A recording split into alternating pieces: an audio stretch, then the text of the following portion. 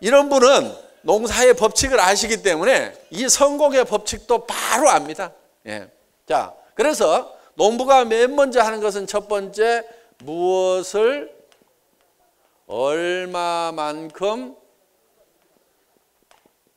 거둘 것인가. 이거를 맨 먼저 결정을 해요. 그래야 농자금도 얼마를 빌릴 건지, 모래밭을 준비할 건지, 문호를 준비할 건지, 비탈밭을 준비할 건지, 그 다음에 씨앗도 벽씨를 준비할 건지, 고구마씨를 준비할 건지, 뭐를 준비할 건지가 무엇을 거둘 것인가부터 결정을 해야 그게 결정이 되도록 돼 있다 이거예요.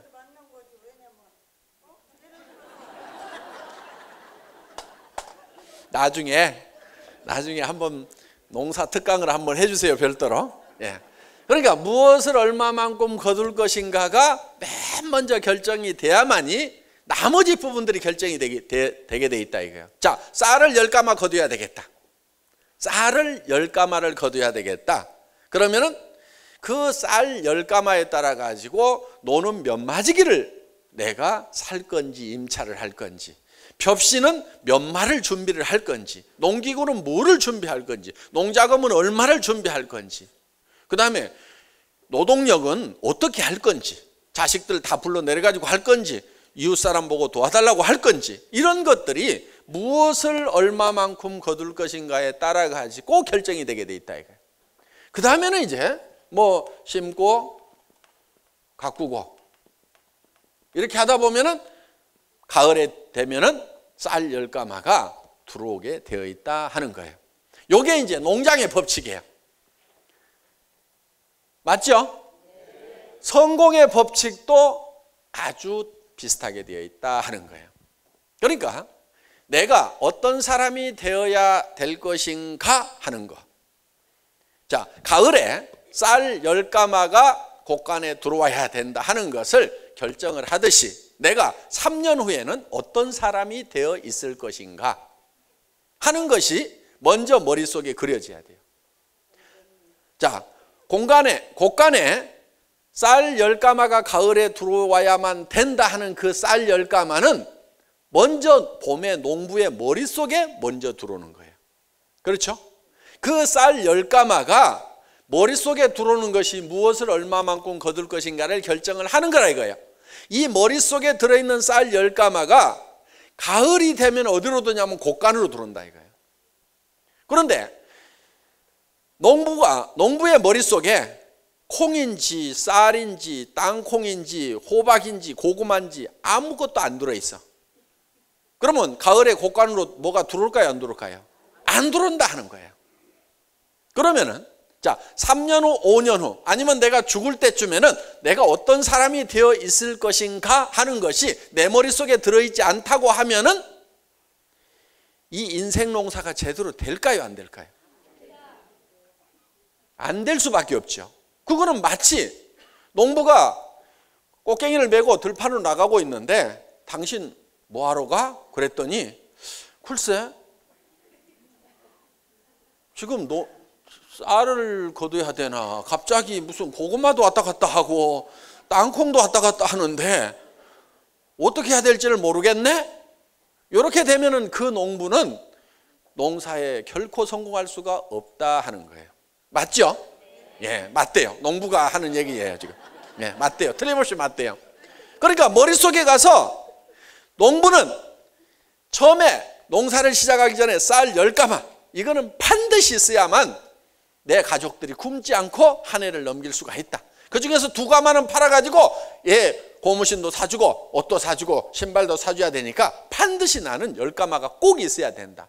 그것이 머릿속에 딱 들어오면 거기에 맞춰가지고 논도 준비하고 벽시도 준비하고 농기구도 준비하고 하나씩 나머지가 척척척척 준비가 되게 돼 있다 이거예요. 그러면 그게 머릿속에 있던 것이 곳간으로 들어와요. 우리 회사에 사원 중에 생각을 경영한다 하는 얘기가 있죠. 생각을 경영한다 하는 것이 바로 그거를 설명을 하고 있는 거예요. 생각을 경영한다는 것이 세상에 보이는 모든 것은 보이지 않는 데서 말미암았다. 성경에 이렇게 기록이 되어 있어요. 세상에 보이는 모든 것은 보이지 않는 데서 말미암았다. 자, 이 건물이 있어요. 이 건물, 이 강당 건물이 있어요. 저는 언제 지었는지 정확하게 모릅니다. 10년 전에 지었다고 칩시다. 그러면 11년 전에는 이게 있었을까요? 없었을까요? 없었죠. 그런데 이게 어디서 튀어나왔냐면은 안 보이는 데서 나왔어요. 안 보이는 데가 어디냐면은 건축 설계사의 머릿속에 있을 때 안 보이죠. 그렇죠? 이 건물이 건축 설계사 머릿속에서 2층으로 할 건지 10층으로 할 건지, 강당 위에를 이런 구조물로 할 건지 뭘로 할 건지를 이렇게 저렇게 막 부쉈다 지었다 부쉈다 지었다 해가지고 경영을 한 거예요. 이 구조를 구상을 해서 여기다가 집어넣은 거예요. 자기가 구상해낸 그 건물의 모습을 설계 도면에다 그려가지고 시공업자한테 넘겨주니까 그대로 시공을 했어요. 그럼 안 보이는 데 있던, 머릿속에 있던 이 건물이 튀어나왔죠. 어디서 튀어나왔을까 이게? 머릿속에서 튀어나왔다 이거예요. 그래서 이 보이는 것은 보이지 않는 데서 나왔어요. 자, 이 마이크가 길이를 한 뼘으로 할 건지 더 짧게 할 건지 더 굵게 할 건지, 이게 지금은 보이지만은 까만색으로 할 건지 은색으로 할 건지, 그 전에는 안 보이던 때가 있었어요. 누구 머릿속에 있을 때? 이거를 설계하는 사람 머릿속에 있을 때는 안 보였다 이거예요. 그런데 이게 어디서 튀어나왔어요? 설계하는 사람의 머릿속에서 튀어나와 가지고 우리 눈에 보이게 됐다 하는 겁니다. 그러니까 세상에 보이는 모든 것은 보이지 않는 데서 말미암았다 하는 거예요. 그러니까 성공한 여러분의 모습을 3년 후에 여러분들이 보고 주변 사람들이 보도록 만들려고 하면은 그게 어디에 먼저 그려져야 되냐면은 어디에 그려져야 돼요? 머릿속에 그려져야 된다 이거예요. 그런데 3년 후에 내 모습이 어떻게 될 건지 막막해.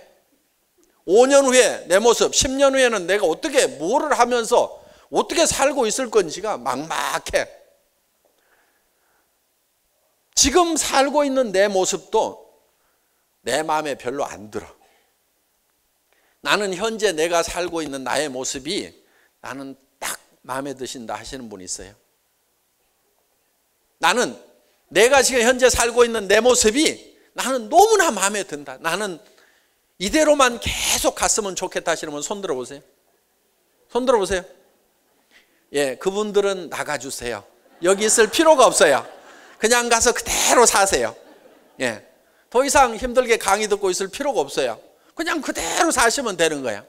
그런데 대부분의 사람들은 지금 현재 자기의 모습이 마음에 들어요, 안 들어요? 그런데 지금 마음에 안 드는 이유는 뭐냐면은 그게 이유가 있어요. 3년 전, 5년 전, 10년 전에 머릿속에다가 마음에 드는 모습을 안 그렸어. 마음에 드는 모습을 안 그렸어. 막연하게 희미했어. 그러다 보니까 지금도 막연하고 희미해. 내가 지금 상황이 어떻게 돼 있는지도 잘 몰라 사실은. 내가 바라는 삶을 살고 있는지 아닌지도 잘 몰라. 그냥 막연하게 그냥 불평불만이 있을 뿐이야 내 삶에 대해서. 그런데 그거를 누구한테 대개는 타다냐면은 내가 신랑 잘못 만나가지고 이것이 안 한다고 하니까 그냥 끝까지 그냥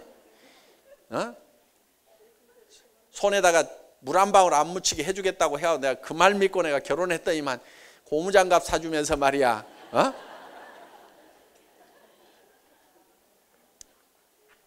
물 안 묻히도록 해줬다고 말이야. 그러니까 전부 다 남을 탓하고 있는 경우가 많다 이거야.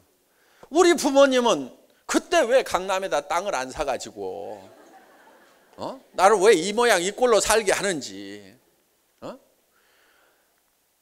아니 우리 저 아버님은 왜 다른데 내가 부잣집 딸 데려올 수 있었는데 말이야 여기 이런 사람하고 결혼하도록 해가지고 말이야 내가 이 모양 이 꼴인지 처갓집 덕도 못 보고. 아니 우리 부모는 나 공부한다고 할 때 학교 좀 잘 보내주지 말이야. 맨날 남이나 탓하고 있으면서 자기 자신에 대해서는 비중을 별로 두지 않는 경우가 많다 이거예요. 그리고 자기 자신에게 비중을 두는 경우라고 할지라도 그러면 지금 내가 과거에 어떻게 했기 때문에 지금 이 모양이 됐는지를 사실은 사람들이 잘 모르고 있다는 거예요. 그거를 알면은 3년 후, 5년 후, 10년 후에라도 잘 살 수 있는 방법, 성공할 수 있는 방법, 길이 나온다 하는 겁니다. 자, 현재 나의 모습이 마음에 안 든다고 하면은 그거는 틀림없이 3년 전, 5년 전에 마음에 드는 나의 모습을 그리지 않았기 때문에 그렇다. 그러면은 3년 후, 5년 후에라도 내 마음에 드는 삶을 내가 살고 싶다고 하면은 지금 내 머릿속에 내 마음에 드는 삶이 어떤 삶인지를 정확하게 그려 넣어야만 된다 하는 거예요. 그런데 그거를 그려 넣으려고 그러니까 쉬워요, 어려워요? 상당히 복잡하죠. 그 복잡한 이유가 있습니다. 복잡한 이유가 뭐냐면은 사람이 복잡하게 만들어져 있어서 그래요. 사람이 복잡하게 만들어져 있어서. 사람은 단순하게 돼 있는 게 아니에요. 이것도 필요하고 저것도 필요하고 상당히 복잡하게 여러 가지가 필요해요. 돈만 많으면 좋겠다 이렇게 생각할지 모르지만은 돈만 많다고 그래가지고 꼭 행복해지느냐? 그렇지가 않다는 거예요. 돈만 많아가지고 행복할 것 같으면은 현대그룹 회장 아들이 창문으로 뛰어내렸죠. 나는 다른 형제간들이 다 뺏어가 버리고 돈 한 푼도 없어갖고 죽은 줄 알았어. 그랬더니 그 부인이 경영을 하는 거 보니까 지금까지도 회사가 잘 돌아가고 있어요. 그러면 돈은 충분하게 있었어요, 없었어요? 있었어. 돈은 많았는데도 왜 창문으로 뛰어내렸느냐 하는 거예요. 그건 돈만 가지고는 안 되는 부분이 있다 하는 겁니다. 또 통계를 보니까 이 복권에 당첨되고 나서 몇 년이 지난 후에 통계를 조사를 해봤더니 대부분의 사람들이 복권 당첨되기 전보다 훨씬 더 불행해졌더라 하는 거예요. 그게 심지어는 90%가 넘어갈 겁니다. 소장님 통계 가지고 계시죠? 예.